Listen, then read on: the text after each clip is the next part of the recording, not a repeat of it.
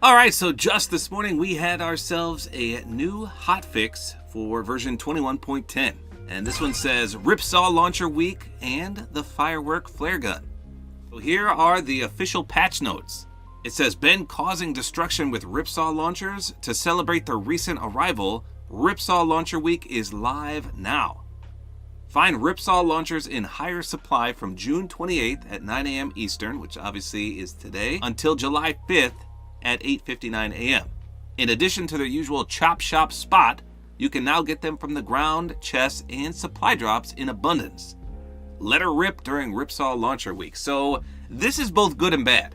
I did a full gameplay and review on this weapon if you want to check it out. It's a fun meme weapon. But in build modes, this thing is crazy good.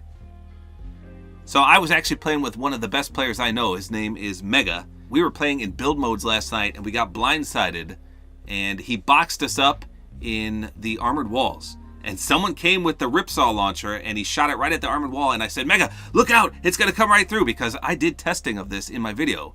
And one saw blade can go right through an armored wall. It'll break the whole thing and keep on going. And he was like, nah, it's not gonna happen. And it busted through the wall and it knocked him back and it killed him. It was the craziest thing I've ever seen. Like I said, one of the best players I've ever seen, and he died to this saw blade because it went right through the armored wall and right into his face. It's just super overpowered in build modes. It can just shred right through as many builds as you can put up. It's crazy. Now in zero builds, obviously it's not that good. It's fun, it's a meme weapon, but it's not as powerful. So whereas before you could only get it at one location, now it's gonna be everywhere.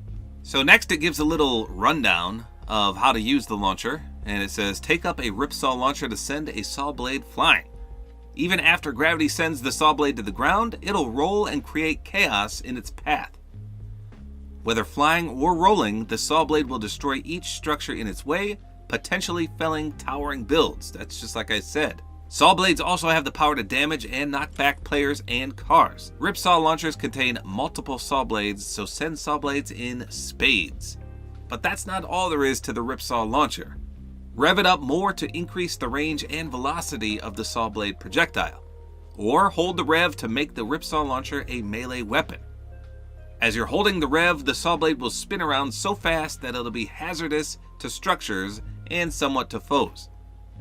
It's wise to reserve the Ripsaw Launcher's final saw blade for melee action so that you can keep using the weapon to tear down what's in your path. And what it fails to mention here is that if you use it as a melee weapon, in build modes that is, it'll give you all the mats that it destroys, which is cool. Next it says firework flare gun with flare. It's the good vibes season, so why not add some fireworks? With the firework flare gun, you won't be shooting a standard flare. Instead, every shot you take will be a fireworks show.